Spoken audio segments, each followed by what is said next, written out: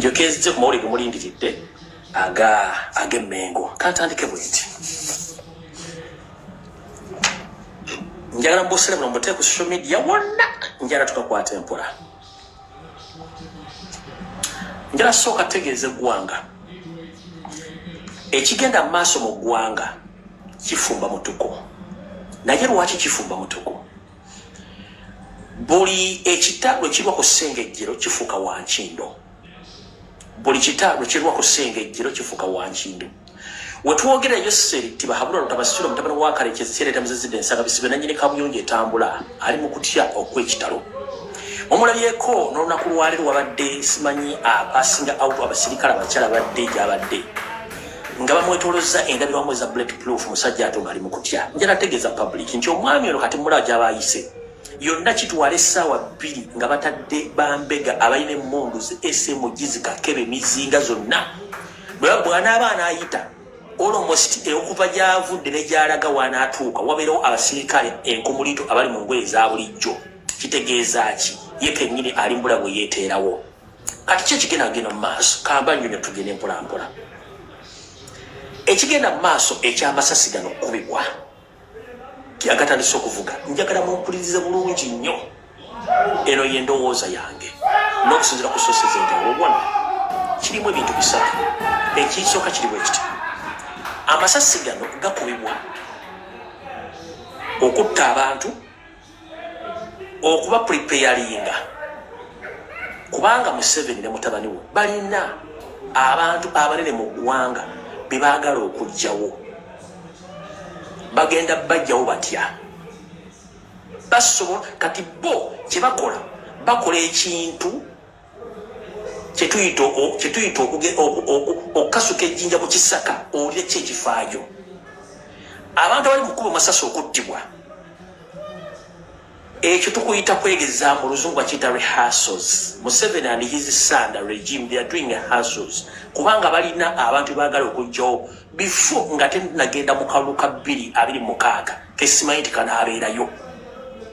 Bali mu kukola rehearsals. Kati ekintu kino bakikola batya? Amasasi gali mu kkubibwa n'okutta abantu okubateekateeka nti mu kaseera kano gye bujja katono banaakuba omuntu yenna omunene tekijja kuwaawaaza matu kubanga kivudde babega nga amasasi gajja gavuga bakuba abantu. Bwe banaakubayo omuntu omunene kivujjako tekijja kuba nti mawulire. Abantu bajja kuba bamaze okutegeera nti kintu kya bulijjo amasasi abantu bakuba amasasi. Ke kamu kakodyo akali mu kintu kino baagala kifuula kintu kya bulijjo nti Munnayuganda agetinga eyuzi nti amasasi gavuga oli bakuba omuntu nalo bakuba ndowooza nagendedde bw'atyo. Bakifuula ekya bulijjo. Ke kakodyo akasooka. Akakodyo akokubiri, Yose yakooye Windows ayiika ayagala kudda mutabani we muteeka mu ntebe, naye ayagala kikola ng'akozesa system ey'okuteeka akatengo mu Bannayuganda kye tuyita fear ng'akozesa okubagana amasasi. Wabeewo ekintu kyonna ekijja mutabani we ateekinge over through kudita ng'amuwambi nti otakyasobola kufuga ggwanga yateekinze over abeerenga problem solver oba savior. Abagenda nti kati nze kentuta obuyinza tewakyali muntu agenda kuddamu kufa sasi oba kiki sasi tegenda kuddamu kuvuga. Ekyo bakikozesa.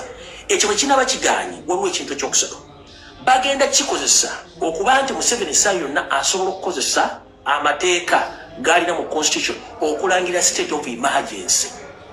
Nabanyonyola state of emergency nti kyekiseera ekyakatabanguko ng'eggwanga liri mu kizibu. Gavumenti yasobola okuteekawo ekiseera ekyo ng'amagye ne poliisi nga bye bikola byokka. Kooti z'amateeka, poliisi nga tebikyakola, magye egayisa order. Ebintu bisatu ebiri mu kintu kino eky'okkuba amasasi. Ebintu bisatu ebiri mu kintu kino eky'okkuba amasasi. Babateekateeka kubanga waliwo tageti ennene ze basuubira okuba. Kati abateekateeka bwe bagaba gavuze nti kuliba muse tekijja kubeera mawulire kuwawaza matu kuba kyekisooka. Ekyokubiri mbabuulidde mutabani wayinza okukikozesa ng'okuteekinga overpower naga kati nze tata ntakyasobola buyinza kati nteekinze over to control the country era temuli mu masasi gagenda kuvuga. Oba si kyo ayinza okukikozesa okuteekawo state of the emergency okubanga eggwanga aliteeka mu system nti amagye ge gafuga essaaza kubanga ali mu kutya tamanyi what is going to happen tomorrow, tamanyi kigenda kuddako. yensonga lwaki bateeka diversion ku social media, diversion after diversion. Akonoza mukasale mukati kambongera akalaba sina gina ku information.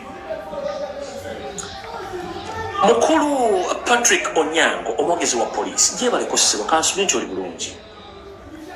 Teba kuba social media ndoza mwandi badde mutusiba musibe kuwana mutwala ku ttalo okuli omudo ne mutuzo olegula mu yumba ne tusibira omwo ne mukola gye mwagala. Munsi gye tulimu abantu abasomyeko abalina telefayina abalina essimu ez'obuyonjo n'abalina radio abawuliriza information n'abantu ku kyalo abasobola okwanalizinga ensonga zino ez'ebyokwerinda tuzitegeeza abantu tobufukidde ekizibu kubanga we can analyze each and everything. Nina ebibuuzo bye ngenda okubuuza njala public ewulize bulungi nnyo ku nsonga. Ekisookera ddala kitalo nnyo eky'omuyindi yafudde Allah amukingirize era nsubira bamwokyezza olwaliro evuli bagenda okuteekamu ka konteyina baliwe mu Victoria oba balizeeyo waabwe emuyindi yagenze. Naye kiki ekiviirako kuba abantu bano amasasi poliisi n'evyo neekola statement ezitakwatagana ng'empale za mukama we. Mukulu Patrick Onyango omwogezi wa poliisi njala tukwate ensonga zino mpolampola. Ekisooka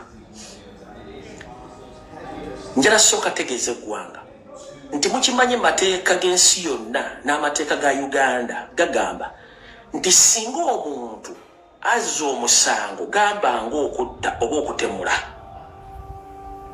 ne bakizuula nti aliko obulemu ku mutwe oba ku bwongo, omuntu oyo tavunaanibwa. Bamukwata ne bamutwala ebutabika kasita bazuula nti mulwadde wa mutwe baliko obwongo aba tavunaanibwa kubanga baga nti yakikoze ng'ali wabweru wa kutegeera kwe. Ngera mumpulirize bulungi nnyo.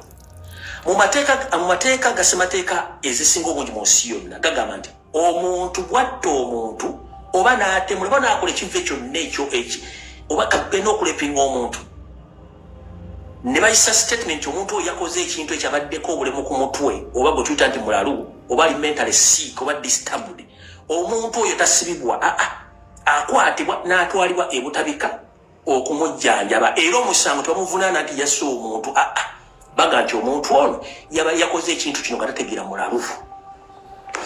Tukwate mpola video kati mukulu Patrick Onyango ne poliisi tukimanyi nti tolabye video ezitambula ng'omusajja abba asisira amasasi. Naye njagala mutubalemu ku magezi nga bannayuganda abalimu famire abasomyeko. Mukulu wavudde n'okola statement negamba nti omusajja ono abadde mulwadde wa mutwe era nga mukimanyi kiri documented for 6 months egize. Wavudde n'ogaa ti mbadde mukimanyi ky'omukulu ono abadde mulwadde wa mutwe okumala emyezi 6 emabega. Mu mateeka agafuga abakozi ba gavumenti bw'olwala bakuwa sick leave n'ogenda ne wejjanjaba n'okomawo. Mu mateeka agafuga abakozi omuntu wabanga ali mentally sick oba disturbed nga ali mu magye oba mu poliisi oba bitongole byonna ebikuuma bakudismissinga oba ofulumizibwa mu forces ne bakujjamu era ne bakutwala either mu kazolite oba ne bakutwala ebutabika to seek further treatment. Kati goyagala kungamba wakoze seminar kati omusajja mubadde mbanyi emyezi 6 baga nti abadde yafuna obuzibu ku mutwe. Omwami ono bwabanga abadde mulwadde wa mutwe yajjewa uniform kyekisooka, ekyokubiri yajjewa emundu, ekyokusatu omwami ono bwe yamaze okgenda okutta omuyindi ono yafulumye n'ava ku Parliament Avenue n'atambula bulemberembe n'ajja mpaka ku CPS n'ayingira. Video eraga bamucekinze bulungi nnyo ng'alina empapula ze za looni n'agenda mu office gye yagenze. Mumukutte lwaleero ne mugamba mutulaze ne mupaladinze.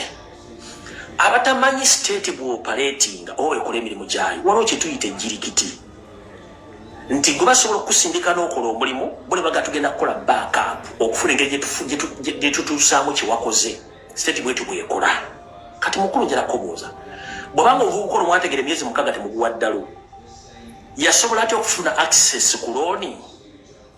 Kubanga bw'ofuna waliwo omukazi wa gavumenti mukama wo yakusayininga akulooni eyo nti genda ofune looni. Bw'abanga yali mulalu emyezi 6 babega mwakimanya ani yamusayiningira ku looni eno? Omulalu.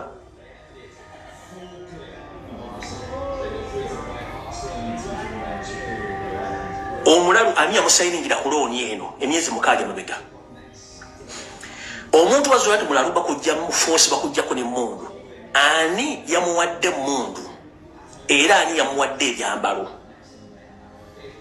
Era Omulalu olwo gwe mugati wa polisi Mulalu bw'aba yasobodde okumanya nti ngenda wa Manerenda nentuukayo nga nina Emundu nensobola okusasa amasasi nekuba omusirikale nemusikuba omuyindi nemutala abantu abaddewo naafu oyagala kungamba nti ku Parliament Avenue tewaliwo poliisi yonna kebere musirikale eyabadde asobola okukola kyetuyita counter attack okuliplaying omwami lwakuba amasasi mu magulu okubimuyimiriza n'atambula okuva ku crime scene okuva ku Parliament Avenue najja bulemberembe ku CPS n'emmumbye nga teri amugoberedde wadde okugamba nti gundi asse omuntu n'atambula bulungi nnyo okuva ku Parliament yennyini eriko security okuva ku sitewola wonna okwetola Parliament genda ali ku Serena wonna ku speak wonna waliwo polisi n'amagye gigakuumawo. Oyagala kungamba nti omwami ono yavudde ku Parliament Avenue ng'amaze okuba amasasi n'atambula nga teri wadde response okuva mu poliisi okuva ku magye ageetolodde ekibuga nga teri amukutteko n'atambula bulungi n'ajja ku CPS n'ayingira nebamusaakinga bulungi n'emmundu ye n'akwata empapula ze n'ayingira mu CPS mu offisi gy'abadde agenda n'empapula ze yabadde agenda waani. Lwaki mubuzaabuza bannayuganda mukulu bannaye? Lwaki mubuzaabuza eggwanga? Wano mubadde mwagala kubuzaabuza nabagambye nti kati system gye bazzaako kati bagenda kutandika kukozesa enkola eyo nga banoonya top targets zaabwe zijjawo. Olwo bamutaddeko nti Mulalu ne bwe tugenda mu procedures ez'okumanya omuntu omulalu bamutreating na kikyalina okukola olweri bano omuzanyi baba guggadde yamusenga Mulalu omuzanyi baba guggadde naye eno yabadde assassination pure yabadde entegeko obulungi. Ekirala lwaki kati buli munnayuganda attibwa poliisi oba state eyangu okutwalayo amabugo? Mulowooza family ezimuwa miliyoni 5 abantu bali worth miliyoni 5? Mukulu Patrick Onyango mulekerawo okubuzaabuza abantu kubanga tukimanyi nti engeri gye muoperatingamu eri under instructions okuva mu military n'okuva wa Museveni. Ekisookera ddala mukutte omusajja mututte ku CPS as we speak right now. Olunaku lwe yazze ku CPS gwe wakoze statement mwadde mulina omukwata ne mutwala ebutabika ebyo na mwandi byogedde ng'ali butabika naye omusajja akyali ku CPS akyali museruza Omulalu ng'ali musi Uganda olemwa. Ekiso ekyokubiri bonna abasirikale ba poliisi ku makya bagenda ne basayininga emmundu ezo. Olweggulo bwe banyuka emmundu ne bazzeemu amali ne basayininga ne bazzayo emmundu. Ani yasayiningidde omusajja emmundu ku makya okugimuwa ng'agenda nga records wezi nti Mulalu ali mentally sick. Kuga bannayuganda bafudde basiru mulowooza tebategeererako ddala nga mukimanyi bulungi nti bunoga ati omuntu Mulalu kiggwe. Omusajja oyo teri muntu mu Uganda nabanga byakasimu kuya mu street tasobola kuyingira paka pya nga bannamukwata naye yabadde ayina emmundu n'akubira ku Parliament Avenue n'atambula n'akuma ku CPS nga teri amukutte era n'ayingira ku CPS mumukutte lwaleero ate mukwata olwaleero temututte butabika kubanga omuntu alina kasitamba zonna nti Mulalu bamutwala butabika. Sigenda kulwawo kanzire ku information eyandeese kubanga mutufudde basiru nga mulooza tutegeererako ddala kubanga omuntu ogamba otyo Mulalu yali Mulalu emyezi 6 ate ne mukolera recommendation agenda afune looni. Ozizinga abalalu betumanyi